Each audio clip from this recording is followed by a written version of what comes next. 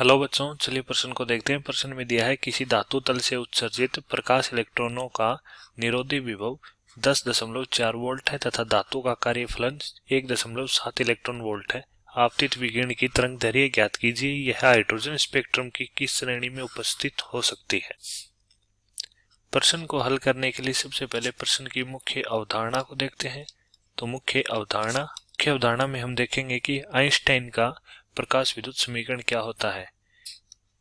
Einstein का प्रकाश विद्युत समीकरण होता है E के बराबर E माइनस फाई जीरो, जहां E के गतिज ऊर्जा है, फाई जीरो कार्यफलन है। यदि उत्सर्जित इलेक्ट्रॉन का वेग अधिकतम हो तो गतिज ऊर्जा का मान भी अधिकतम होगा। तो अधिकतम गतिज ऊर्जा E के बराबर होता है EV0, जहां V0 निरोधी विभव है,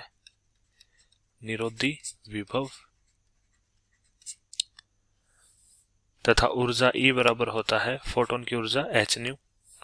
तो यहां से हम लिख सकते हैं EV0 बराबर hν माइनस फाई जीरो। तो इस समीकरण को हम लिख सकते हैं EV0 प्लस फाई जीरो बराबर hν, या EV0 प्लस फाई जीरो बराबर hc बटे लेमडा। यहां से तरंगदैर्घ्य लेमडा बराबर होगा hc बटे EV0 प्लस फाई जीरो। अब हम प्रश्न का हल देखते हैं। हल जैसा कि हमने मुख्य अवधारणा में देखा, आइंस्टाइन के प्रकाश विद्युत समीकरण से तरंगदैर्घ्य लेमडा बराबर hc बटे EV0 प्लस फाई जीरो होता है। तो यहाँ से हम लिख सकते हैं लेमडा बराबर hc बटे EV0 प्लस फाई जीरो।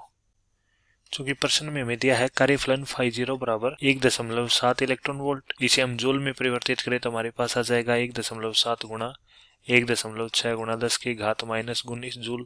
इसी प्रकार निरोधी विभव V0 बराबर दिया है 10.4 वोल्ट। तो ये मान हम समीकरण में रखेंगे तो हमारे पास तरंगदैर्घ्य लेमडा बराबर होगा 6.67 गुणा 10 की घात माइनस 34 गुणा 3 गुणा 10 की घात 8 बटे 1.7 गुणा 1.6 गुणा 10 की घात माइनस 19 प्लस 10.4 गुणा 1.6 गुणा 10 की घात माइनस 19। तो यहाँ से हम लिख सकते हैं 3 गुणा 6.67 गुणा माइनस 7 बटे 1.7 गुणा 1.6 प्लस 10.4 गुणा 1.6। तो इसे हम हल करेंगे तो हमारे पास लेमडा बराबर होगा 1.023 गुणा 10 की घात माइनस 7 मीटर। तो यहाँ से हम लिख सकते हैं लेमडा बराबर 1023 गुणा 10 की घात माइनस 10 मीटर। चूंकि हम जानते हैं 10 की घात माइनस 10 मीटर बराबर होता है 1 एंगस्ट्रम। तो यहाँ से लेमडा बराबर आ जाएगा 1023 एंगस्ट्रम। अतः आपतित विकिरण की तरंगदैर्घ्य 1023 एंगस्ट्रम होगी। अब हमें ज्ञात करना है कि हाइड्रोजन स्पेक्ट्रम की किस श्रेणी में उपस्थित होती है यह विकिरण। तो हम पराबैंगनी तरंगदैर्घ्य की बात करें तो पराबैंगनी तरंग के लिए तरंगदैर्घ्य की प्रकाश होती है 1000 एंगस्ट्रम से 4000 एंगस्ट्रम तक। तो हमारे पास आपतित विकिरण की तरंगदैर्घ्य 1023 एंगस्ट्रम है, तो जो कि पराबैंगनी तरंग की तरंगदैर्घ्य की प्रकाश की है। तो यहाँ से तरंगदैर्घ्य लेमडा बराबर 1023 एंगस्ट्रम पराबैंगनी तरंगदैर्घ्य की प्रकाश की है, क्योंकि लाइमन श्रेणी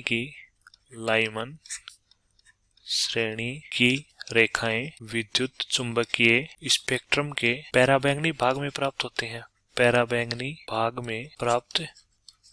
होते हैं। अतः हाइड्रोजन स्पेक्ट्रम की श्रेणी लाइमन श्रेणी होगी। मैं आशा करता हूं कि आपको समझ में आया होगा। धन्यवाद।